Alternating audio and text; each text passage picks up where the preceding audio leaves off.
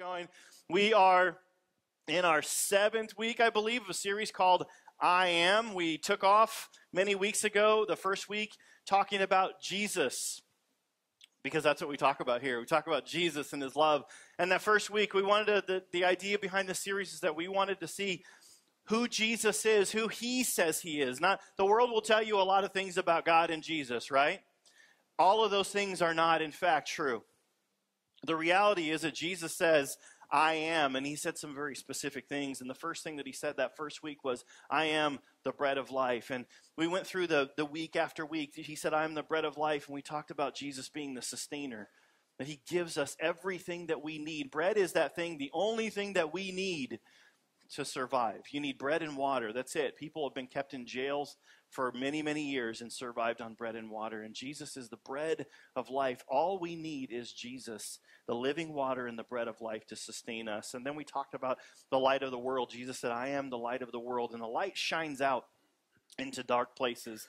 And that's who Jesus said he is. He said, I am the light of the world. I've come to lead you in purpose, because each and every one of you have purpose. But light does two things. It leads in two directions. We think of when we turn a flashlight on, it only goes one way. But the reality is it leads back to what?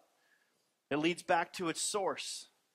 And the source of the light, when Jesus said, I am the light, the source of the light is God the Father and his incredible love for each and every one of us. And then Jesus said in that week, I remember he said, I am the light of the world. And then he said, you are the light of the world. Each and every one of us have this opportunity to use our lives to lead people back to God and to lead people forward in purpose. That is such a huge honor for Jesus to say, you know what, I am this, but you are my children, and I want you to be these little lights running all around the world and doing things for my kingdom and leading people back to the heart of God. We are the light of the world. And then Jesus said, I am the door. We are the way that we get to the Father. He is the way that we get to the Father. And I'm the good shepherd. The good shepherd cares for his sheep. And we listen to him, and we follow him, and we trust him. And then Amanda talked about, Jesus said, I am the resurrection and the life. I am the life, this life that you can have. And then she asked this pivotal question. We've talked about all these things, who Jesus says he is, but the reality is it comes to this question, and he asked us, said, do you believe? Do you believe that I am the bread of life? Do you believe that I'm the light of the world? Do you believe that I'm a good shepherd? Until we believe, until we put our lives in his hands, we will not experience. And then last week I talked about I am the way and the truth and the life. And the reality is we will never know the truth and we'll never know the way until we have believed and we rest in that life and we do life with Jesus Christ and we begin to take steps. You follow? Does that make sense? Until we start walking it, his word says, taste and see that I am good. And until you can see the bread on the table and it smells wonderful and it looks great and you can see the steam rising off of it, maybe the butter melting on it, but until you taste it, you do not know how good that bread is. That's just the truth of the matter. And until you taste who Jesus is and where he's leading you, the reality is you just don't know how good he is. I can stand here and I can tell you he's so good. And you can meet people who have followed Jesus for many, many years, and they'll tell you it's good to follow Jesus. It's good to be part of his kingdom, but you might be an outsider looking in and you will not know until you pick up the bread and taste it. Until you begin walking on purpose, until you realize that your life has purpose in God's light. And that's where we find ourselves. And today, we're going to explore the last I am statement. Let's take a look at this claim and the implications that it has on our lives. We'll find ourselves in book of John, chapter 15. We're going to read through 17 verses here. Just stick with me. It's not all that long. I think I actually cut a few of them out in there. Maybe not, but we're going to read through here. It says, John chapter 15, verse 1 starts out this way, and Jesus says, I am the true vine, and my Father is the gardener. He cuts every branch in me that bears no fruit, while every branch that does bear fruit, he prunes, so that it will be even more fruitful. Verse 3, you are already clean because the word I have spoken to you. Remain in me as I also remain in you. No branch can bear fruit by itself. It must remain in the vine. Neither can you bear fruit unless you remain in me. I am the vine and you are the branches. If you remain in me and I in you, you will bear much fruit. Apart from me, you can do, what's that word? You can do nothing. Apart from me, you can do nothing. Verse 6, if you do not remain in me, you are like a branch that is thrown away and withers. Such branches are picked up, thrown onto the fire, and burned. And if you remain in me and my words remain in you, ask whatever you wish, and it will be done for you. This is to my Father's glory, that you bear much fruit, showing yourselves to be my disciples. Verse 9, as the Father has loved me, so have I loved you. Now remain in my love. If you keep my commands, you will remain in my love, just as I have kept my Father's commands and remain in his love. I have told you this so that my joy may be in you and that your joy may be complete. My command is this: love each other as I have loved you. Greater love has no one than this, to lay down one's life for one's friend. You are my friends if you do what I command. I no longer call you servants, because a servant does not know his master's business. Instead, I have called you friends, for everything that I have learned from my Father I have made known to you. So you did not choose me, but I chose you and appointed you so that you might go and bear fruit, fruit that will last. And so that whatever you ask in my name, the Father will give you. This is my command, that you love one another. See, walking with Jesus is necessary in this life because he says this: my Father is the gardener, and he cuts every branch that bears no fruit. The gardener is in relationship with his plants, right? We're gonna talk about this analogy here that Jesus is giving us, the gardener and his Father.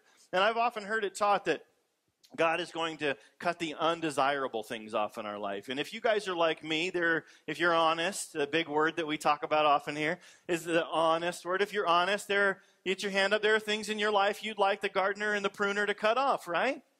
Like there's some things in your life you're like, I'm not good at that. I say mean things sometimes. Amanda was talking about that a few weeks ago. I've got my tongue is difficult to control. It's hard, and I hurt people with that, right? Anybody with us here? Anything in your life that you might be a withered flower. If you were a rose bush, there might be a withered, nasty flower in your life somewhere that you would love to see the gardener prune. I think that is true of each and every one of us. I've heard it taught this way, that God is going to prune all those things off in our life.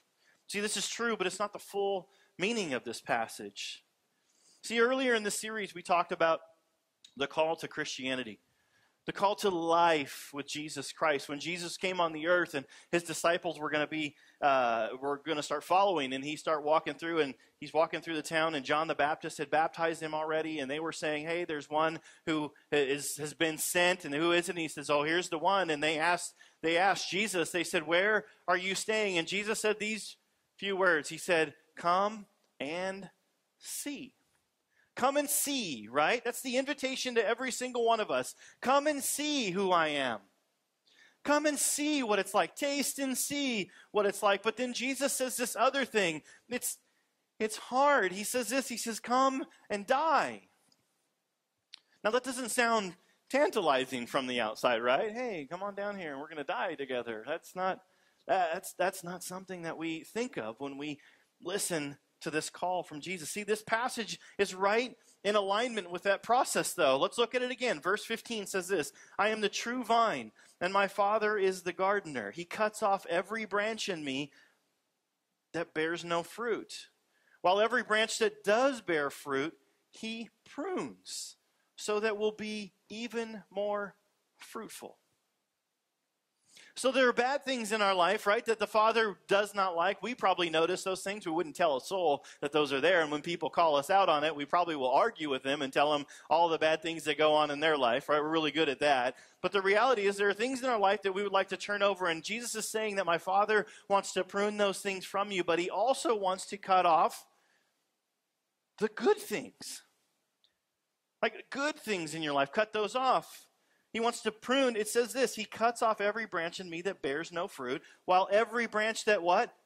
Does bear fruit, he prunes. Prune is another word for cuts off. He cuts off the things that do bear fruit so that it will be what? Even more fruitful. Any of you guys ever tend a rose bush? You know, like, if you ever go to a place where, I've been to the Rose Bowl now, and they've got huge rose gardens. And if you go through there, in the wintertime or whatever, they just hack those things back to, it seems like nothing. They cut all of those roses off. And you're like, why would you do all that? They're so beautiful. But if you want these plants to come back the way that they're supposed to, if you want them to branch and there to be more fruit, if you want where there was one flower, if you want it to fork so that there would be 2 flowers the following year, there would be more fruit on this tree, it must be pruned.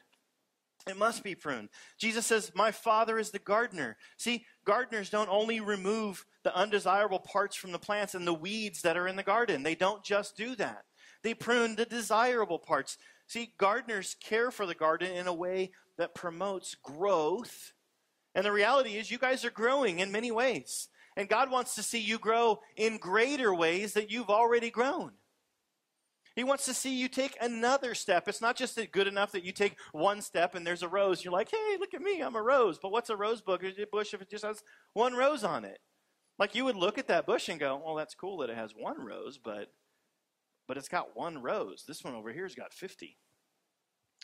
And Jesus wants that of each and every one of our lives. The Father wants us. He wants us where we're growing. He wants us to bear more fruit. He wants us to be even more beautiful. And the gardener is going to prune those as we're in relationship with him, as we're doing life with God, as I talked about a moment ago, as we believe, as we taste and see, as we're on this journey with him. Jesus says, I am all of these things, and we have to choose to say, I'm going to surrender my life to this gardener, to this pruner, to this one who sees things in me that I don't even see for myself yet, but he has a purpose for me to become all that he has created me to be, to achieve my full destiny in his kingdom. That's what the gardener sees.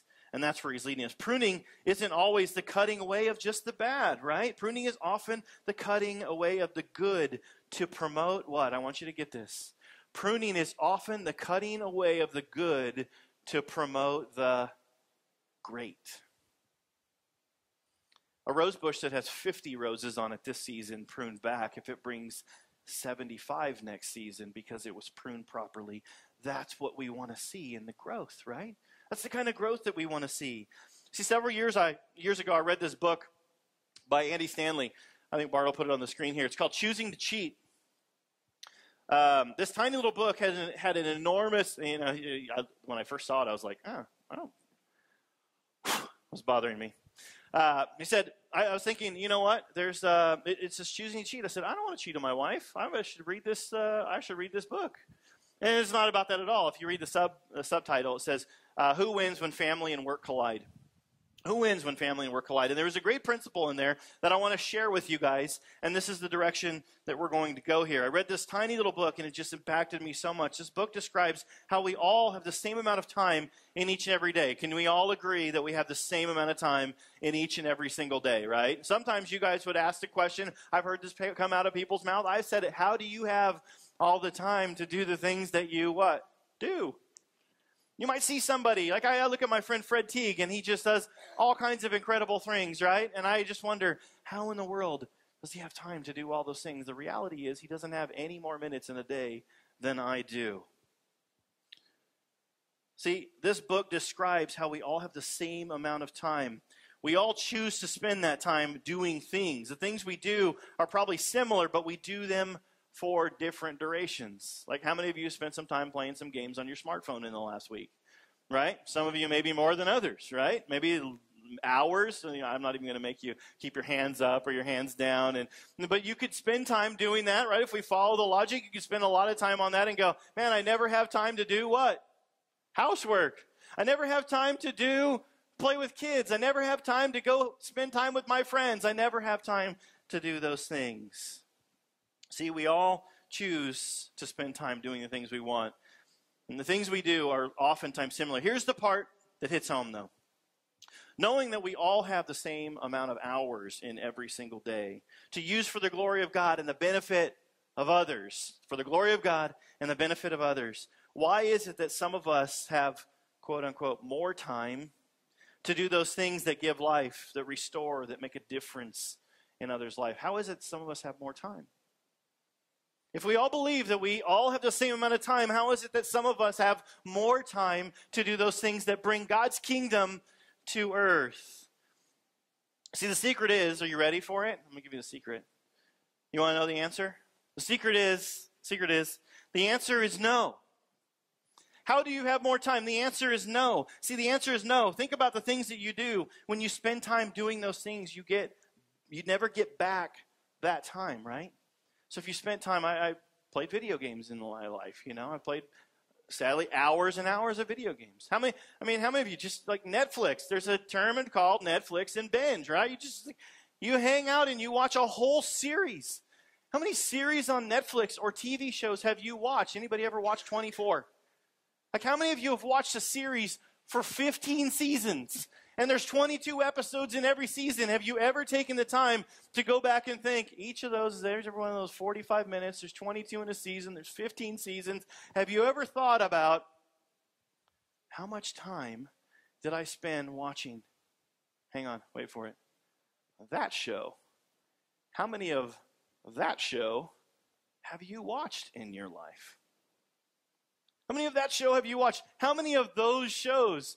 How many of you have ever asked your friends, hey, what's the latest craze on Netflix? What's the new series I need to start watching? I just finished my last one, right? How many? See, we all do these things. The answer to this question, though, is no. See, when you spend your time, it's like $1. You spent it, it's gone forever. You never get that dollar back. You may get other dollars like our time, right? Time is like a currency. The reality is we'll get more dollars, but we never get that dollar back. We never get that dollar back. We never get that time back. You never get that back. See, to say yes to growth, you have to say no to something else. Let me put it this way. When we say yes to something, we automatically say what to something else. We say no to something else, right? Just the other day, my friend Rudy, he calls me up. I'm with my daughter at Knott's Berry Farm. We're rewarding her for all of her efforts and achievements, and she's taking me on every roller coaster we can. I'm like, no, let's ride the Stagecoach because I don't want to go around and around again because nobody's here. Let's ride the Stagecoach. And my friend Rudy calls, and he's like, hey, what are you doing tomorrow night? And I was like, watch says, I've got movie night at the kids' school. Movie night, 6 o'clock, Ice Age, a movie I've already seen, right? And he's like, what are you doing? And I said, I've got Ice Age over here. And he's like, oh, man, I had Star Wars tickets. I wanted to take you to see Star Wars. And I was like, let me call you back. So I get on the phone. Hey, babe, what are we doing tomorrow night? You need me? No. Okay, can I go? Yep, okay, perfect. Call Rudy up. I call Rudy. I say, hey, Rudy, I got the okay. I'm going to see Star Wars. What time do I need to be there? Right? So I say yes to Rudy. When I said yes to Rudy that I would be over in Cerritos on Friday night at 6:30 to be ready to go into this movie, what did I say to everything else in my life? I said no. When we say yes to something, we say no to everything else. That's what I'm driving at here. Saying no to a good thing is not necessarily a bad thing. It just means that there's something more deserving of your time. There's more deserving of your efforts. It's more deserving of your energy. It's more deserving of the life and the gift, the breath that God has given you to do something in your life. See, I'm going to throw myself under the bus here. When I said yes to Rudy, and now that I actually say this out loud, it actually sounds like I'm kind of a jerk, huh? I went to go see Star Wars with my friends and left some of you are looking at me like, yeah, I was there. Because some of your kids go to my kid's school, and you're like, yeah, I was there at movie night. Where were you? Where were you? Well, I was eating a big bag of popcorn with a giant soda, watching a really great Star Wars flick. So, yes, you can be jealous if you want to. See, when I said yes to Rudy, I said no to my family. And that sounds bad. See, when I said yes to planting this church, I said no to a good thing. I had a good thing in Arkansas. People's lives were being impacted by my life. When I was at a church, 900 people, and we were doing that thing. And when we left, a lot of people were sad. I'm not saying that about me. I'm just saying wherever we go as a family, we try to make an impact wherever we are in people's lives. And the reality is, I wasn't doing something bad before I came here. I was doing something good. But God is always calling us into something what? greater. God's always calling us into something greater. The reality is you're here now, but I don't know where you'll be in the future. I believe that there's a greater step, and I want this to be a breeding ground, this community to be a breeding ground for each and every one of us, that we would realize what God has given us and realize that the breath and the life and the energy and the money that we have is for His glory and for His kingdom and for the benefit of others, and we would spill our lives out that way. We would give our lives out that way because it's good to go to movie night. But it's better to go to, I'm kidding, it's not better to go to Star Wars. But there are greater things in our lives that we can give our lives to. See, saying yes to something new doesn't mean what you were doing was bad. Back to our gardening scene, right? A rose was growing, and it says the Father does what? It prunes the rose. You cut off perfectly good roses. Why? So more roses can grow. So more can flourish. See, oftentimes the difference is subtle, but the result is the difference between good and great.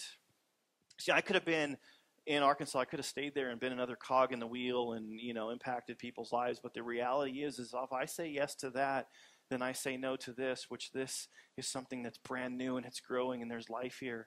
And the reality is that all the experiences that we've had and all the impact that we've made in people's lives would not have happened here had I said yes to staying with good and not stepping into something that's greater, more scary, more risky. And the reality is that God is calling each and every one of us into a place that is more, it seems risky. It might be scary because you got to put yourself out there. So there's another book called Good to Great. And in this book, I think it's Jim Collins. I think Jim Collins wrote the book, Good to Great. The reality he says this. He says, good, which we all want a good life, right? He says, good is the enemy of great.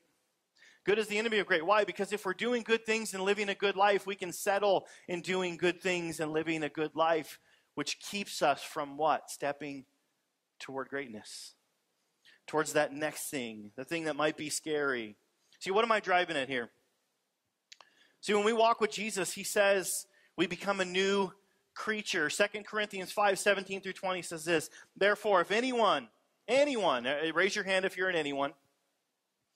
Okay, some of you aren't anyones. I hope you can fog a mirror right now. If you're online, anyone. If you're watching on YouTube, anybody who's sitting in, if it says this, it says, therefore, if anyone is in Christ, the new creation has come. The old has gone and the new is here. All this is from God who reconciled us to himself through Christ and gave us the ministry of reconciliation. God is calling you to something greater, and it's this. It's the ministry of reconciliation. What does that mean? It means taking what God has given you and serving other people, loving other people, bringing people into community so that they can be reconciled to God, back to the life and the light, that they will find the same light and the life that you have found. That's what Jesus calls us into. We've all who call ourselves believers are called into the ministry of reconciliation. We are therefore Christ's ambassadors, as though God were making his appeal through us. Through us. Jesus said, I am the vine. Jesus is the vine. The vine makes grapes. Whatever this is, there's grapes growing on the vine. God is going to prune us to make what? To make grapes. He wants a vineyard. He wants more and more fruit, more and more fruit. See, our core value here is that growing things, say it out loud, growing things change. I hope this doesn't stay static. I don't want us to continue doing the same things over and over and expecting a different result. We're going to continue to do more and more because we're going to get different results. And in the process, lives are going to be changed. Not only the people that we reach, but we're going to look back on our own lives and go, I have no idea how I got here. It was just by taking one step and another, and God doing his pruning and trimming off the good so that there would be room for the great. See, I wasn't always this way. I've become this way by being part of the vine and allowing God to prune things off that were good in my life, and me taking risky steps towards the greatness that God's calling us to. The reality is that God is calling all of us, not just me, and not just Gino, and not just Kelly, and not just, but all of us God is calling each and every one of us. See, God's going to prune not only the undesirable parts of our lives, but he's also going to prune the desirable parts of our lives. So here's what I'm going to warn you. Don't get too connected to the good things that you love in your life. Because it's very often likely that God is going to say, you know what? It's time for you to lay that down, and it's time for you to take another step with me. But I promise you this, it will be amazing. It'll be amazing. You have no idea what it's like to follow Jesus and to lay those things down. You're like, I really love this. And I've got a friend in San Diego, and he's like, I'll never stop doing youth ministry. I just love the youth. I'm never going to stop doing youth ministry. And then he started leading teams at their church and stuff like that. And he's like, you know what, Jeremy? He said, I never thought I would stop doing youth ministry until I started doing something else, and I found it is a different passion there, and God is using me in different ways. And that's the way that our God works. So the question about all this is to what? To what end? To what end? The Bible says, the Father has loved me, so have I loved you. And this, we're just back into our reading, our text today, verse 9. As the Father has loved me, so have I loved you. Now remain in my love. If you keep my commands, you will remain in my love, just as I have kept my Father's commands and remain in his love. I've told you this so that my joy may be in you, and that your joy may be complete. See, our loving Father does this for three reasons, and I want to go over them pretty quickly here with you. See, these three reasons are what God is all about. He's all about these three things. If you can remember these things, oftentimes I pray for these things. I want you to remember these things. If you got to write them down. God is always about other people's benefit. When he asks us to do something, it's for everybody else. It's for someone else's benefit. God is always trying to show his love to other people. He says this, there's this poster out of this church in Costa Mesa. It's a sign, and it says, God has no hands or feet but ours. See, God is calling us into making a difference in other people's lives. It's for other people's benefit. The second reason is our joy. See, God is always working in our lives for other people's benefit. He's using us and leading us for other people's benefit. But the second thing is for our joy. He just told this, as the Father has loved me, so have I loved you. Now remain in my love. If you keep my commands, you will remain in my love, just as I have kept my Father's commands and remain in his love. Verse 11, I have told you this so that my joy may be in you. Jesus says this, and that your joy may be complete. So God does all this working for two reasons, for the benefit of others and for the joy in our lives, that our joy might be complete. And then the third reason is this. The third reason he does it is for his glory. For God's glory. When he gets us, messed up people, messed up new creatures, to take steps as he loves us forward and makes an impact, God does this for his glory. See, we get to shine the light of God and shine it back to him. We get to shine the light of God and shine it back to him. Remember what I said about Jesus being the light of the world? Remember that? Jesus says, you were the light of the world. Light shines back to the Father and glorifies him. Matthew 5:14 and 16, some of my favorite verses in all of Scripture, says this. You are the light of the world. A town built on a hill cannot be hidden. Neither do people light a lamp and put it under a bowl. Instead, they put it on its stand, and it gives light to everyone in the house. In the same way, put your name in here, Jeremy. In the same way, let your light shine before others, that they may see your good deeds, Jeremy, and give glory to your Father in heaven. That they may see your good deeds. What are good deeds? Jesus said, if you give somebody a cup of cold drink in my name, it's as though you've done it unto me. I can make miracles happen with a cup of cold drink. So he's calling us to greatness one step at a time, but we're going to have to be willing to step away from the good. See, if we zoom out, we've been presented with a life-altering lesson. And it always comes down to this, the question, yes or no. We've been presented with a life-altering question, yes or no. See, there is a way that seems right to man, and it leads to death. The things that we might think that we should do in our own lives is a way that seems right to man, and it leads to death. Or Jesus says, I am the bread of life. I'm the light of the world, the good shepherd, the door, the resurrection and the life, the way, the truth, and the life. And I am the true vine. And if you follow me, I'll give you abundant life. And your life will make an impact. You'll make an impact on others. It'll be for my joy, or for our joy, for the benefit of others, and for God's glory. So my question to you today is this. Which are you saying yes to? Which are you saying yes to? Are you saying yes to God's greatness, to taking a step forward, to living this life? Are you saying yes to that? Or are you saying, no, I don't have time for that. I don't believe, and I don't have time for that. See, I think the word in this series, if we land the plane here, God is calling us to walk closely with Him.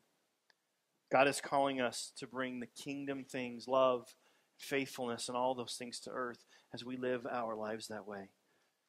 And to see what God does as a result when we do it. For you and for others and for the glory of His great name. Would you guys bow your heads? Jesus, I thank you for giving us this ministry of reconciliation. Thank you that you give us this ministry, a way to befriend others, to love others, and that leads them to you, that they would find the greatest love of all in their whole life, and that's your precious Son, Jesus.